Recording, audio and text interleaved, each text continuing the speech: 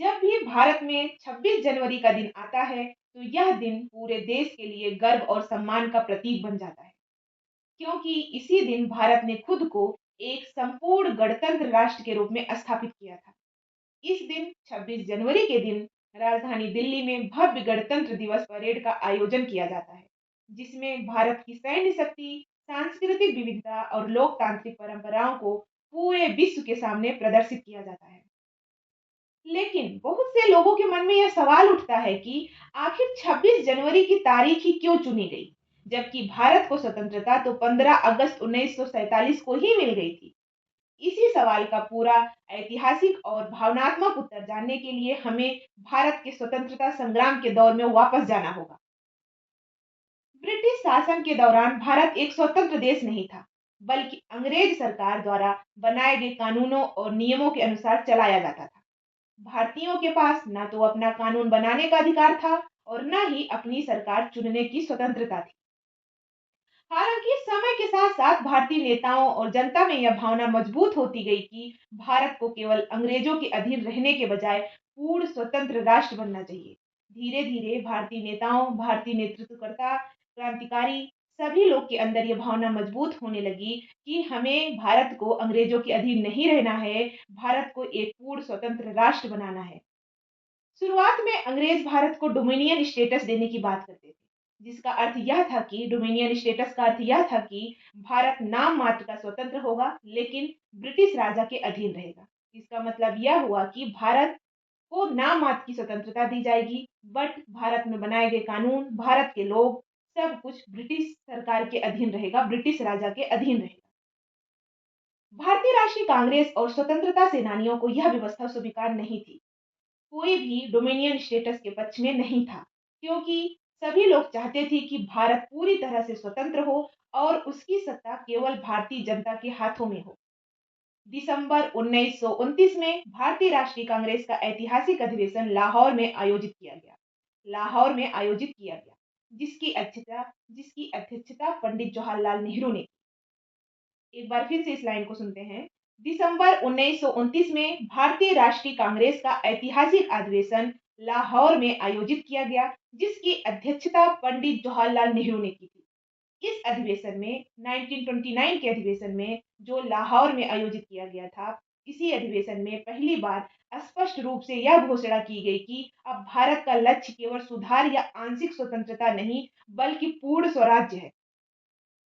लाहौर अधिवेशन में यह निर्णय लिया गया कि 26 जनवरी 1930 को पूरे देश में पूर्ण स्वराज दिवस मनाया जाएगा। 26 जनवरी को भारतीय जनता ने अंग्रेजी शासन को न मानने और अपने अधिकारों के लिए संघर्ष जारी रखने की शपथ ली। देश के अलग-अलग हिस्सों में लोगों ने तिरंगा फहराया और स्वतंत्र भारत की कल्पना को साकार करने का संकल्प लिया। यही वह दिन था जब 26 जनवरी पहली बार भारत के स्वतंत्रता आंदोलन से भावनात्मक रूप से जुड़ गया। हालांकि 1930 में भारत स्वतंत्र नहीं हो सका, लेकिन इसके बाद हर साल 26 जनवरी को लोग इस दिन को स्वराज दिवस के रूप में मनाते रहे। 26 जनवरी के दिन को स्वराज दिवस के रूप में मनाते रहे। ब्रिटिश सरकार भले ही 26 जनवरी को मान्यता नहीं देती थी, इस दिन को मान्यता नहीं देती थी, लेकिन भारतीयों के लिए यह दिन आजादी की उम्मीद और संघर्ष का प्रतीक बन चुका था। 15 अगस्त 1947 को भारत को स्वतंत्रता मिली, लेकिन उस समय भारत के पास अपना कोई अस्थायी संविधान नहीं था। देश अभी भी गवर्नमेंट ऑफ इंडिया एक्ट 1935 के अनुसार चल रहा था। भारतीय शासन अधिनियम 1935 के अनुसार चल रहा था, जो अंग्रेजों द्वारा बनाया गया कानून था। इसका अर्थ यह था कि भारत राजनीतिक रूप से तो स्वतंत्र हो गया था, लेकिन कानूनी रूप से अभी भी पूरी तरह आत्मनिर्भर नहीं था। भारत के लिए एक स्वतंत्र संविधान बनाने के उद्देश्य से संविधान सभा का गठन किया गया। इस सभा के अध्यक्ष डॉक्टर राजेंद्र प्रसाद थे और संविधान का प्रारूप तैयार करने की जिम्मेदारी डॉक्टर भीमराव अंबेडकर को सौंपी गई। संविधान बनाने में लगभग 2 वर्ष, 11 महीना और 18 दिन लगे, जो यह दर्शाता है कि इसे कितनी गंभीरता और सोच समझकर तैयार किया गया था। भारत का संविधान 26 नवंबर 1949 को पूरी तरह तैयार हो गया था, लेकिन इसे तुरंत लागू नहीं किया गया। संविधान सभा ने यह तय किया कि इसे 26 जनवरी 1950 को लागू किया जाएगा। 26 जनवरी को इसलिए चुना गया क्योंकि यह तारीख 26 जनवरी की तारीख 1930 के पूर्ण स्वराज आंदोलन से गहराई से जुड़ी हुई थी। यह दिन 26 जनवरी का दिन उन सभी स्वतंत्रता सेनानियों की कुर्बानियों को सम्मान देने का प्रतीक था, जिन्होंने भारत को आज़ाद कराने के लिए अपना जीवन समर्पित कर दिया। संविधान को इसी दिन लागू करके 26 जनवरी के दिन लागू करके यह संदेश दिया गया कि आज़ादी का सपना अब पूरी तरह साकार हो चुका है। 26 जनवरी 1950 को भारत का संविधान लागू हुआ और भारत एक संपूर्ण लोकतांत्रिक और गणतांत्रिक राष्ट्र बन गया। डॉक्टर राजेंद्र प्रसाद ने भारत के पहले राष्ट्रपति के रूप में शपथ ली।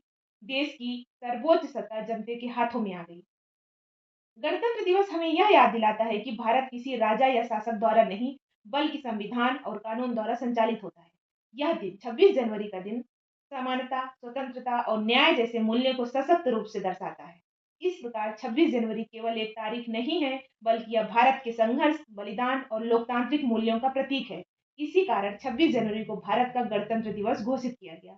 अगर आप सबको यह वीडियो जानकारीपूर्ण लगा हो, अगर आपको लगता है कि यह वीडियो और लोगों तक पहुंचना चाहिए और लोगों को जागरूक करना चाहिए, तो आप लोग अपने फ्रेंड्स को, अपने फैमिली मेंबर को, हर एक उस स्टूडेंट को इसको शेयर करिए जो किसी भी एग्जाम की तैयारी कर रहे हैं। आप चैनल को सब्सक्राइब करिए ऐसे ही और वीडियो के लिए। तो मिलते हैं अगले वीडियो में। Thank you.